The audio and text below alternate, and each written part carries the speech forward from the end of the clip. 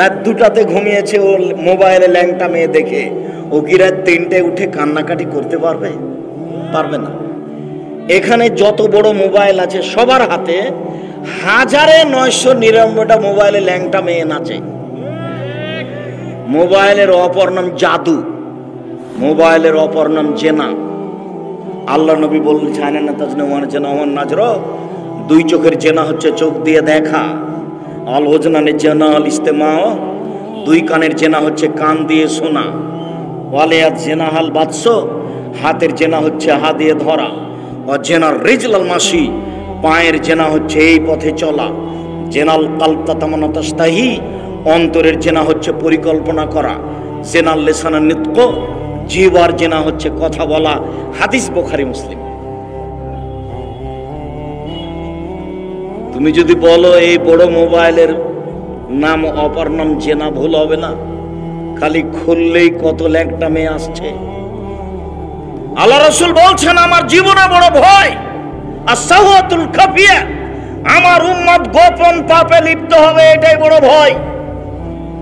যুবক আছে এখানে, যুবতী আছে লন্ডনে, দুইজনের জেনা চলছে। আল্লাহর নবী বলছেন আমার জীবনে বড় ভয় আমার উম্মত জেনায় লিপ্ত হবে। তিনি এই কথা বলেন আফসোস করে। মেয়েদের সংখ্যা বেশি হয়ে যাবে, পুরুষ কমে যাবে, জেনা বেশি হয়ে যাবে। হাত্তা ইয়াসাফাদুনা ফাসারাদাল হিমারে ও তাহারাজুনার তাহারাজাল হিমারে। গাধা যেমন গাধীর সাথে মিলে লজ্জা বুঝে না, ষাঁড় যেমন গাভীর সাথে মিলে লজ্জা জানে না, মানুষ তেমন খোলা মাঠে জেনা করবে, লজ্জা বুঝবে না। এই কথা মুহাম্মদ সাল্লাল্লাহু আলাইহি সাল্লাম বলেন। মরণ একদিন আসবে, বইটা আপনার জন্য লিখেছিলাম। ওই বইয়ের শেষের দিকে সব আলোচনা আছে কিয়ামতের লক্ষণ। কিয়ামতের লক্ষণ হচ্ছে বিদ্যা উঠে যাবে, মূর্খতা বেড়ে যাবে, মদ পান বেশি হয়ে যাবে, জেনা বেশি হয়ে যাবে, মহিলা বেশি হয়ে যাবে, পুরুষ কমে যাবে। এগুলো কিয়ামতের লক্ষণ। মানুষ জেনা করবে খোলা খোলা মাঠে, লজ্জাবোধ করবে না। বাপ বেটি একসাথে টিভি চালু করে দেখছে, ল্যাংটা মেয়ে এসে দাঁড়িয়ে আছে। তাই তো আমি কত আফসোস করে বলেছি আপনার ছেলে লন্ডন থেকে ডাক্তারি শিখে এসেছে, ভালো কথা। বগুড়া মেডিকেলে, ঢাকা পিজি হাসপাতালে ডাক্তারি করে, অনেক টাকা ইনকাম করে, ভালো কথা। সেদিন আপনার বাড়িতে আসলো, বাড়িতে আসার সময় আপনি দেখলেন গাড়ি থেকে আমার ছেলে নামলো। তখন গলায় টাই ছিল, প্যান্টটা টাকানোর নিচে ছিল, দাড়ি চাঁচা ছিল, হাতে সিগারেট ছিল। আপনার ছেলের অবস্থা। একটু পরে বৌমা গাড়ি থেকে নামলো, গায়ে হালকা হালকা কাপড় ছিল। পরে নাতনি গাড়ি থেকে নামলো, গায়ে কোনো কাপড়ই নেই। দেখছেন গাড়ির পিছন দিকে কুকুর আছে। আপনার টাকা যদি বৃথা না যায়, কার টাকা বৃথা আপনি আমাকে কি বুঝাচ্ছেন তা বুঝিনি আমি। 90 সাল থেকে বলছি আপনার ছেলেকে যদি আমি মূর্খ প্রমাণ করতে না পারি, আমি জাতির সামনে কথা বলবো না, আমি অদাবদ্ধ। বগুড়াতে শিক্ষিত মানুষ বেশি, বক্তব্য শেষ করে দেবো, আমার সাথে কথা বলতে হবে পার্সোনাল ভাবে। আব্দুর রাজ্জাক সাহেব, আমি মাস্টার ডিগ্রি পাস মানুষ, দাড়ি চাঁচা আছে, প্যান্টটা টাকানোর নিচে আছে, আপনি আমাকে মূর্খ প্রমাণ করেন তো দেখি।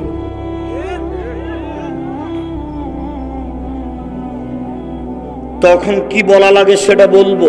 আরে আপনি কত বড় মূর্খ আপনি নিজেই বুঝেননি। আল্লাহ নবী বলছেন যে 3 শ্রেণীর মানুষের দিকে আল্লাহ দেখবেন না, এভাবে থাকবে। তার এক শ্রেণীর মানুষ হয়েছে যার প্যান্ট টাকনোর নিচে থাকে। আমি বলিনি এই কথা, হাদিস বুখারী মুসলিম। এই কথা আমি বলিনি, এই কথা মুহাম্মদ সাল্লাল্লাহু আলাইহি সাল্লাম বলেছেন। বলেন আপনি শিক্ষিত না অশিক্ষিত? এই ছেলে, মুহাম্মদ সাল্লাল্লাহু আলাইহি সাল্লাম বলেছেন যে লোকটা পড়াশোনা করে, বিদ্যা চর্চা করে, তার পায়ের নিচে ফেরেশতা পর বিছায়। তো তুমি বগুড়া কলেজে পড়ো, দাড়িটা তোমার চাঁচা আছে, হাতে সিগারেট আছে, প্যান্টটা টাকানোর নিচে আছে, বলো তো ফেরেশতা তোমার পায়ের নিচে পর বিছাচ্ছে কিনা? তোমার ধারণা কি? তোমার বোন বগুড়া সরকারি কলেজে পড়ে, যেই পোশাকে যায় সেটা তুমি খুব ভালোভাবে জানো। জাতি জানে, গ্রামবাসী জানে, তোমার মা জানে, তোমার বাপ জানে, তোমার 14 গোষ্ঠী জানে তোমার বোনের খবর। তুমি বলো যে আমার বোনের পায়ের নিচে ফেরেশতা পর বিছায়, বলো দেখি। আমি না করলাম। ধর্মকে ভুল বুঝিও না। মুসলমানই ধর্ম মানতে পারে, অন্য কেউ মানে না। বুঝে না, ওরা অন্তর আছে বুঝে না, দেখেও দেখে না, ওরা চক্ষু আছে দেখে না, শুনেও শুনে না, ওরা কান আছে শুনে না। উলাইকা কালানাম, তারা পশু প্রাণীর মতো, তারা গরু ছাগলের মতো, তারা কুকুর শ্রীগণের মতো, বালহুম আজাল, বরং তার চেয়ে খারাপ। আমি বলিনি এ কথা আল্লাহ বলছেন। মানুষকে আল্লাহ বলছেন কুকুর শ্রীগণের চেয়ে খারাপ। কুকুর শ্রীগণের চেয়ে খারাপ কে? তোমার বাপ। কি করে আমার বাপ? তোমার বাপ তোমার ফুফুকে জমি দেয়নি, সেই জন্য। কি বুঝাতে চাচ্ছ আমাকে? ধর্ম বিক্রি করতে এসেছি এখানে, বল হিসাব তোমার। ধর্ম এখানে বিক্রি করতে আসেনি। আমি এ কথা বলিনি, এ কথা আল্লাহ তাআলা বলেন।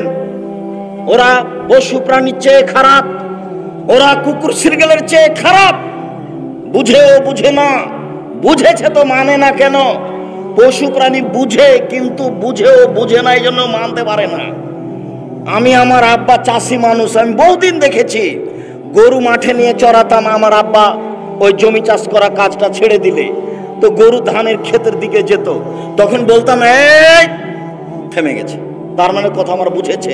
একটু পরে আবার যাচ্ছে, তার মানে ও বুঝেনি। তাহলে তোমাদের এখানে গুল খাওয়া লোক আছে, জর্দা খাওয়া লোক আছে, কেউ বুঝে না যেটা খারাপ?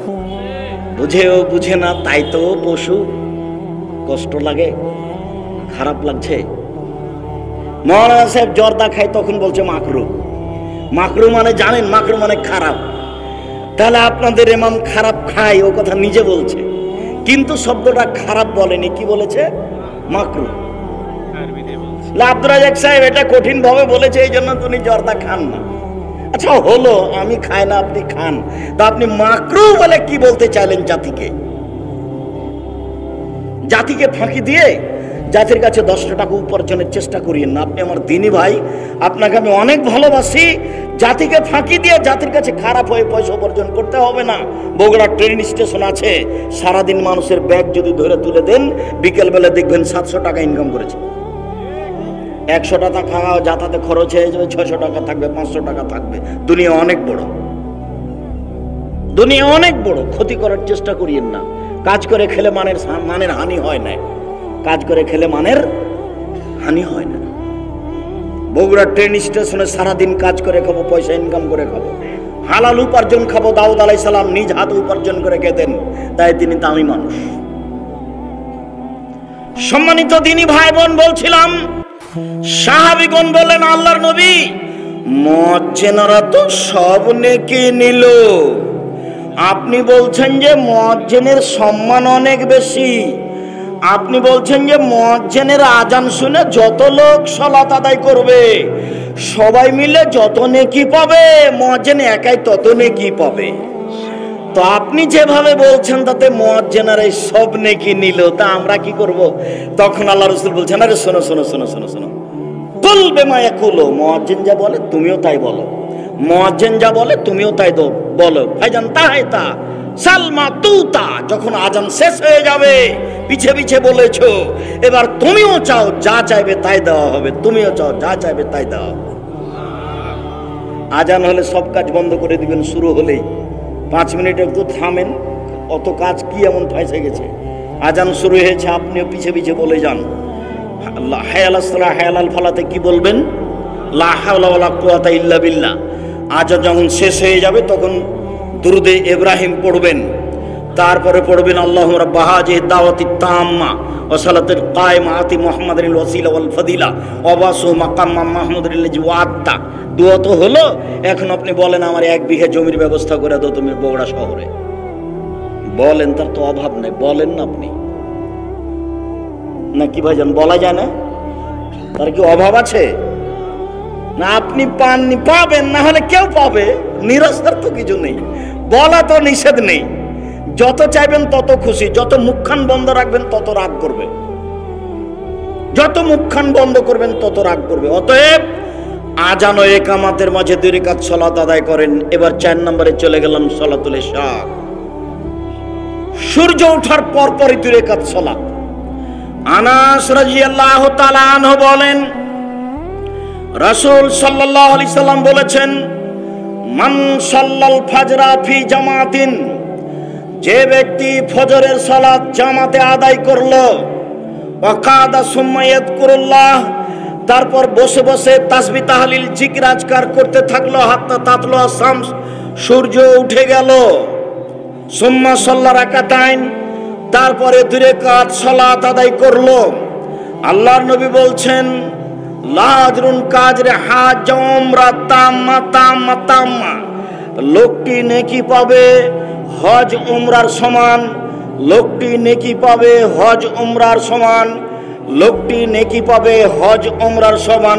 পূর্ণ হজ পূর্ণ উমরা, পূর্ণ হজ পূর্ণ উমরা, পূর্ণ হজ পূর্ণ উমরা, কবুল হজ কবুল উমরা, কবুল হজ কবুল উমরায় যত নেকি পাবে। এই যে সূর্য ওঠার পরপরই 2 রাকাত সালাত আদায় করলো, এতে তত নেকি হবে। আমি অনুবাদক, আমি বাড়তি কিছু বলিনি।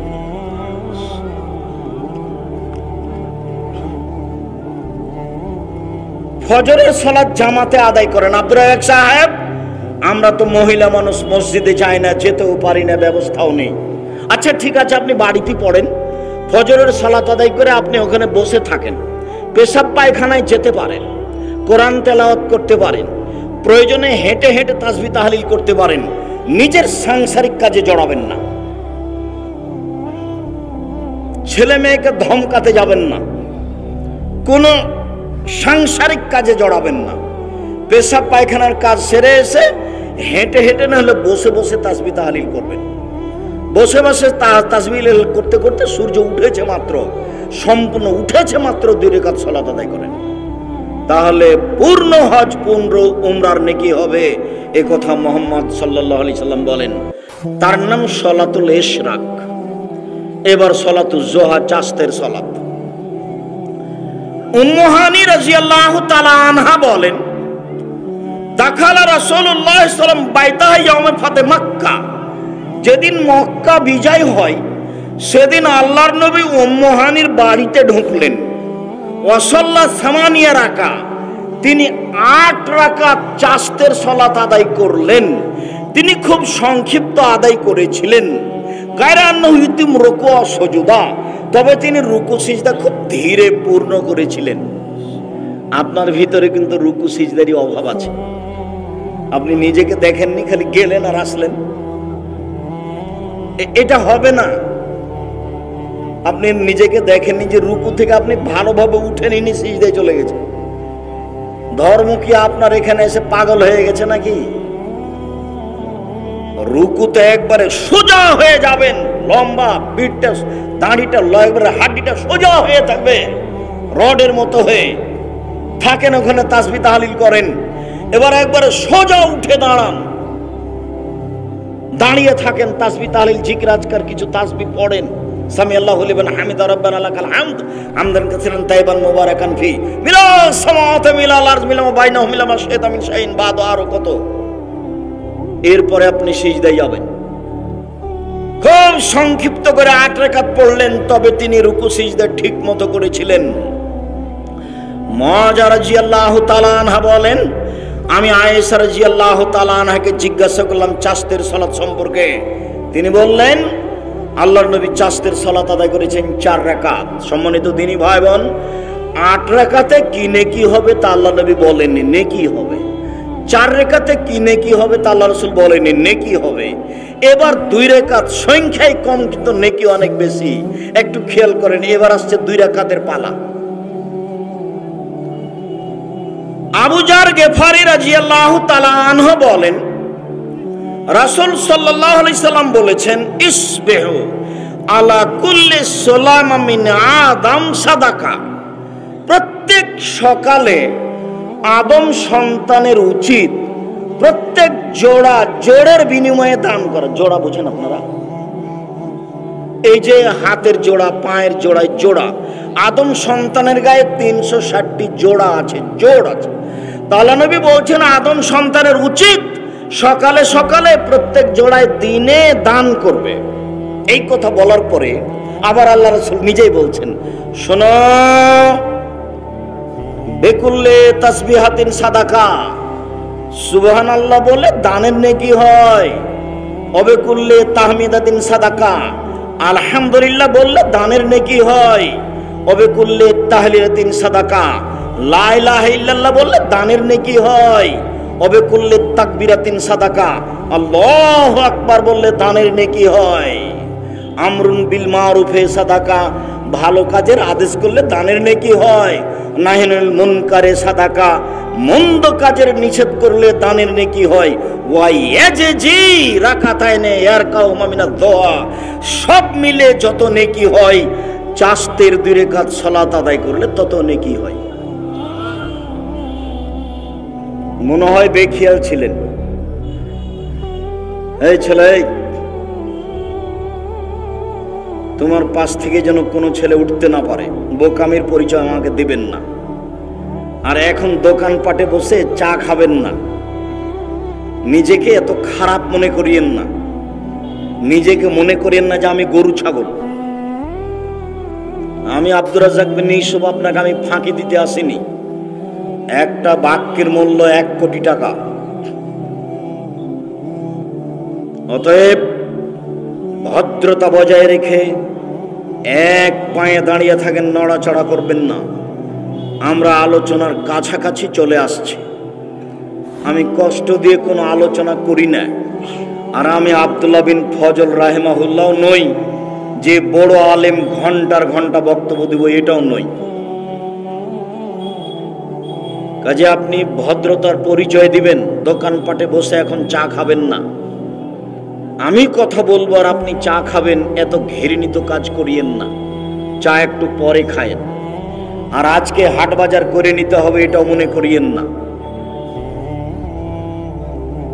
এতগুলো মিলে যত নেকি হয়, চাস্তের 2 রাকাত সালাতে সেই নেকি হয়। বুরায়দা রাদিয়াল্লাহু তাআলা আনহু বলেন, রাসূল সাল্লাল্লাহু আলাইহি সাল্লাম বলেছেন, ফিল ইনসানে সালাসামিয়া সিত্তুনা আফসালান, আদম সন্তানের গায়ে 360টি জোড়া আছে। ওয়া আলাইহি ইয়াতাসাদ্দাকা আন কুল্লি মাফসালিন মিনহু সাদাকা, আদম সন্তানের উচিত প্রত্যেক জোড়ের বিনিময়ে দান করা। এইটা একটা হাফেজি কওমি মাদ্রাসা যেখানে এসেছেন, ওনারা আমাকে বলেছিলেন যে আপনি একটু বক্তব্য বন্ধ করে 5 মিনিট আদায় করার সুযোগ দিবেন। তা আমি বললাম এমন কাজ আমি কোনোদিন করিনি, করতেও পারবো না। তো যেহেতু এটা প্রতিষ্ঠান, কাজে যাওয়ার সময়তে 5, 10, 50, 200, 500 দিয়ে যাবেন, নিজেকে ক্ষতিগ্রস্ত মনে করিয়েন না। আমি কথার মাঝে আছি, আপনাকে আমি কষ্ট দিতে চাচ্ছি না। যেটা দিবেন সেটা টিকবে, আর যেটা নিয়ে চলে যাবেন দিব বলে দিলেন না, ওই পরিমাণ ক্ষতি হয়ে যাবে। হাদিস বুখারী মুসলিম, জানতেও পারবেন না, বুঝতেও পারবেন না, দেখবেন ক্ষতি। তিনি বললেন প্রত্যেক জোড়ের বিনিময়ে দান করতে হবে। সাহাবীগণ বললেন, মাইয়ুতিকু ইয়া রাসূলুল্লাহ, আল্লাহর নবী প্রত্যেক জোড়ের বিনিময়ে দান করতে পারবে এমন কে আছে?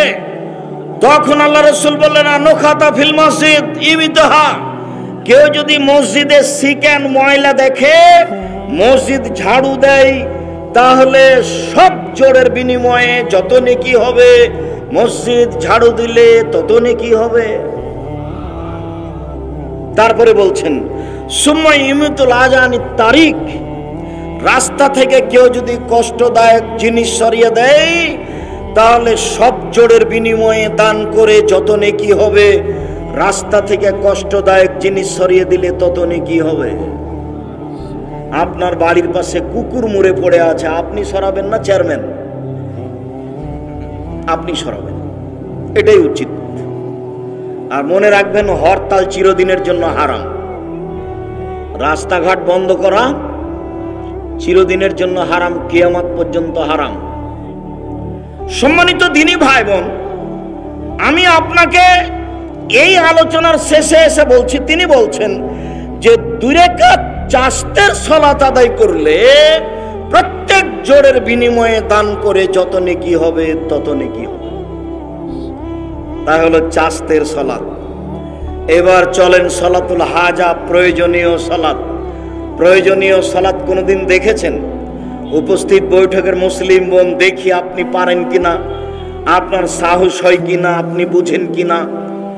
ইব্রাহিম আলাইহিস সালাম তার স্ত্রী সারাকে নিয়ে এক এলাকায় ঢুকেছিল। ইব্রাহিমকে বলা হলো যে এই মহিলা আপনার সাথে কে? এই মহিলা আরব ভূখণ্ডে সবচেয়ে সুন্দরী, হয় সারা পৃথিবীতে চিরদিনের জন্য সুন্দরী, আর না হলে ওই সময়ে পৃথিবীতে যত মহিলা ছিল সবার মধ্যে সুন্দরী। তো বললেন তিনি, এটা আমার বোন। তারপরে বললেন যে দেখো সারা, আমি কিন্তু তোমার কথা বলে দিয়েছি যে তুমি আমার বোন। তুমি যদি এখন বলো যে ইনি আমার স্বামী, তাহলে আমি কিন্তু মিথ্যুক প্রমাণ হয়ে যাব। সারা সারা তুমি মনে রেখো, ইন আলালার যে মুমিনুন গায়রু গায়রুকে, এই মাটির ওপরে আমি আর তুমি ছাড়া কেউ মুসলমান নেই। এই হিসাবে আমরা ভাই বোনও বটে। এই কথা বলার পরেও তিনি স্ত্রীকে রক্ষা করতে পারলেন না। ফারসালা বেহা ইলাইহে, স্বৈরাচারী শাসকের কাছে তিনি স্ত্রীকে পাঠিয়ে দিলেন। যখন স্ত্রী ঘরে ঢুকলো, ফাকামা এলাইহা, স্বৈরাচারী শাসক দাঁড়ালো তাকে ধরার জন্য। সারা বললেন থামেন, আগে ওযু হবে, 2 রাকাত সালাত হবে, তারপরে কথা। তিনি ওযু করলেন, 2 রাকাত সালাত আদায় করলেন। তারপরে তিনি বলছেন আল্লাহুম্মা, হে আল্লাহ, আমানতু বিকা, আমি তোমাকে বিশ্বাস করি। অবে রাসূলেকা, তোমার রাসূল ইব্রাহিমকে নবী বলে আমি বিশ্বাস করি। ওয়াহসানতু ফারজি ইল্লা যাওজি, আমার স্বামী ছাড়া আমার লজ্জা স্থান আমার জিন্দেগিতে কাউকে কোনোদিন ব্যবহার করতে দিনি, আমি কোনোদিন জেনা করিনি। আমার এই 3টা কথা যদি ঠিক হয়ে থাকে, 1, আমি তোমাকে বিশ্বাস করি, 2, আমি তোমার নবী ইব্রাহিমকে নবী বলে মেনে নিয়েছি, 3, আমি কোনোদিন জেনা করিনি। এই 3টা কথা যদি ঠিক হয়ে থাকে, ফালা তুসাল্লিত আলাল কাফেরা, তাহলে তুমি নির্জন ঘরে কাফেরকে আমার উপরে জয় করো না। কথা বলা শেষই হয়নি, স্বৈরাচারী শাসক অজ্ঞান হয়ে মাটিতে পড়ে গেছে। উপস্থিত বৈঠকের মুসলিম বোন, এই মেয়ে ঢং ঢং করে এসেছো, ঢং ঢং করে যাচ্ছ কোথায়? যাচ্ছ কোথায়? দুলা ভাইয়ের মোটর সাইকেলে চড়ে এসেছো? শরম পাও না একটু? ওভাবে যাচ্ছ কেন? কথা আমার শেষ হয়ে গেছে। তুমি 2 রাকাত সালাত আদায় করে এভাবে বলো তো দেখি, তোমার কেমন সাহস? তুমি বলছো আমার ছেলে পড়াশোনা করে না, তুমি বলছো আমার স্বামী আমার কথা মানে না, তুমি অনেক অভিযোগ করছো। তুমি এইভাবে 2 রাকাত সালাত আদায় করো তো দেখি। আমি আল্লাহকে মানি, আমি নবীকে মানি, আমি কোনোদিন জেনা করিনি, তুমি এইভাবে বলো তো দেখি। উপস্থিত বৈঠকের মুসলিম বোন, নিরাশার কিছু নেই। জেনা যদি কোনোদিন হয়েই থাকে, আজকে আপনি আল্লাহকে বলেন আর কোনোদিন আমি এই পাপের সাথে জড়িত হব না। কোন পুরুষ যদি তোমাকে জেনার কথা বলে, তাহলে তুমি বলি আমি আল্লাহকে ভয় করি। তাহলে তুমি অন্যায় করার পরেও বিচারের মাঠে তুমি বিশেষ ছায়াতলে থাকতে পাবা। উপস্থিত বৈঠকের যুবক, আমি তোমাকেই বলছি, আজ থেকে যদি তুমি জেনা বন্ধ করতে পারো, পৃথিবীর যে কোনো বিপদ থেকে বেঁচে যাবা। প্রমাণ ওই যে তোমার জানা আছে, ওই যে 3 জন লোক রাস্তায় হাঁটছিল, হাঁটতে হাঁটতে বৃষ্টি আসলো, তারা একটা গর্তে ঢুকে গেল, পাহাড় একটা গর্তের মুখে এসে পড়লো। 3 জনের একজন বলল, বাপ মাকে ভালোবাসি, পাথরটা সরিয়ে দাও। কিছু অংশ সরিয়ে দেওয়া হলো। 3 জনের একজন বলল, একটা লোককে কাজে নিয়েছিলাম, অর্ধেক দিন পরে চলে গেছে, টাকা দিতে চেয়েছিলাম, নেয়নি, টাকা বেশি করেছিলাম গরু ছাগল, একদিন এসে বলল অর্ধেক দিনের টাকা দেন। আমি বললাম গরু ছাগল সব নিয়ে যাও। আমাকে বলল মজাক করবেন না, অর্ধেক দিনের পারিশ্রমিক দেন। আমি বললাম মজাক করিনি, তুমি সব নিয়ে চলে যাও, তোমাকে সন্তুষ্ট করার জন্য এত কিছু করেছিলাম, দিয়ে দিয়েছি, দয়া করে পাথরটা একটু সরিয়ে দাও। আল্লাহ বললেন ঠিক আছে দিলাম। তৃতীয় জন বলল আমার চাচাতো বোনের সাথে জেনা করতে চেয়েছিলাম, ও বলেছিল 100টা স্বর্ণ মুদ্রা দিতে হবে। ও হাড় ভাঙ্গা পরিশ্রম করে 100 টাকা সংগ্রহ করেছিল, চাচাতো বোনের হাতে দিয়েছে, জেনাই বসেছে। তখন বনে বলছে আব্দাল্লাহ ইত্তাকিল্লাহ, এ আল্লাহর বান্দা তুই আল্লাহকে ভয় কর, আমাকে অসতী প্রমাণ করিস না। ফাকুম তো আনহা, আমি ওখান থেকে উঠে গেছি, জেনা করিনি। এইটা যদি তোমার ভয় করে থাকি তাহলে পাথর একটু সরিয়ে দাও। সম্পূর্ণ পাথর সরে গেল, সবাই বের হয়ে গেলেন। তার মানে তুমি যদি নিজে থেকে জেনা বন্ধ করতে পারো, পৃথিবীর যে কোনো বিপদ থেকে বেঁচে যাওয়া। হাদিস বুখারী মুসলিম।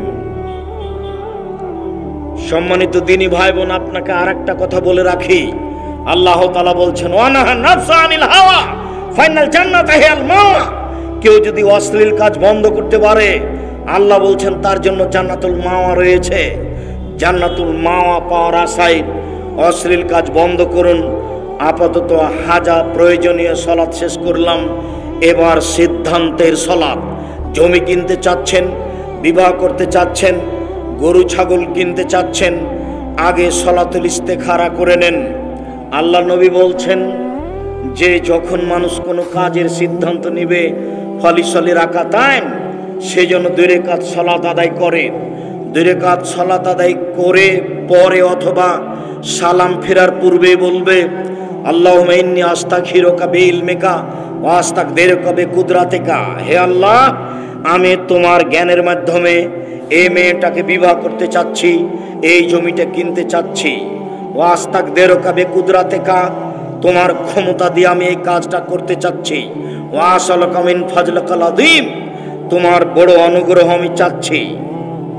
আনতা তাকদিরু, তুমি পারো, ওয়ালা আকদিরু, আমি পারি না। ওয়া তাআলাম, তুমি জানো, ওয়ালা আলাম, আমি জানি না। ওয়া আনতা আল্লামুল গায়ব, তুমি সব জানো। আল্লাহুম্মা ইন কুনতা তাআলামুনা হাযাল আমরা খায়রুল ফি দীনি ওয়া মা সুআকিবাতা আমরি। হে আল্লাহ, এই জমি যদি আমার জন্য কল্যাণ হয়, আমার জীবনের জন্য যদি কল্যাণ হয়, আমার পরকালের জন্য যদি কল্যাণ হয়, ফাকদিরুহুলি, এই কাজ আমাকে করতে সক্ষম করো। ওয়াসিরুহুলি, এই কাজ সহজ করে দাও। সুম্মা বারিকলি ফিহে, তারপরে তুমি বরকত দান করো। ফাইন কুনতা তাআলামুনা হাযাল আমরা শারুল ফি দীনি ওয়া মাসি ওয়া আকিবাতা আমরি, যদি সিদ্ধান্ত নেও যে এই কাজ আমার জন্য ভালো নয়, আমার জীবনের জন্য ভালো নয়, আমার পরকালের জন্য ভালো নয়, তাহলে এই কাজ আমার থেকে সরিয়ে দাও আর আমাকে তার থেকে সরিয়ে দাও। অগদরুলিয়াল খায়রা হাইসো কানা, আমার জন্য অন্য একটা ঠিক করে দাও। এর নাম হচ্ছে সলাতুল ইস্তেখারা, সিদ্ধান্তের সলাত। যে কোনো কাজ করতে যাবেন 2 রাকাত সলাত আদায় করবেন, এইটা পড়ে তারপরে সালাম ফিরবেন। আশা করি একটা ভালো ফল বেড়ে আসবে। তার নাম ইস্তেখারা, তার নাম সলাতুল ইস্তেখারা, তার নাম সিদ্ধান্তের সলাত। এবার চলে আসলাম সলাতুত তাসবিহ, তাসবিহের সলাত। এই হাদিস ঠিক নয়, যার কারণে আমরা এই সলাত আদায় করতে বলি না। 300 বার তাসবিহ বলতে হয়, সুবহানাল্লাহি আলহামদুলিল্লাহ লা ইলাহা ইল্লাল্লাহ আল্লাহু আকবার। প্রত্যেক রাকাতে 75 বার, 4 রাকাত সমান 300 বার এই তাসবিহ পাঠ করে 4 রাকাত সালাত আদায় করতে হয়। হাদিস ঠিক নয়, এই জন্য আমরা আমল করার জন্য বলি না। সম্মানিত দিনী ভাই বোন, আজকে আমাদের সংক্ষিপ্ত বিবরণের পুনরাবৃত্তিতে বলি, উপস্থিত বৈঠকের দিনী মুসলিম বোন, সংসার ভালো করে পরিচালনা করার চেষ্টা করেন। স্বামীর উপরে কখনো আপত্তি তুলবেন না। 4টা কাজ আপনাদের সবার জন্য থাকলো। 1, 5 ওয়াক্ত সালাত। 2, হালাল রুজি। 3, কোরআন তেলাওয়াত, অন্তত সূরা ইখলাস। 4, 2 জন যেখানে বসে আছে সেখানে বসবেন না, আড্ডা পিটবেন না, দোকানের সামনে বসে সময় কাটাবেন না। এই 4টে জিনিস জরুরি ভাব থাকছে। এর সাথে আর একটা থাকছে যে 4 শ্রেণীর মানুষের কবরের শাস্তি হয় না। 1, জুমার দিনে মারা গেলে কবরের শাস্তি হয় না। 2, পেট ব্যথায় মারা গেলে কবরের শাস্তি হয় না। 3,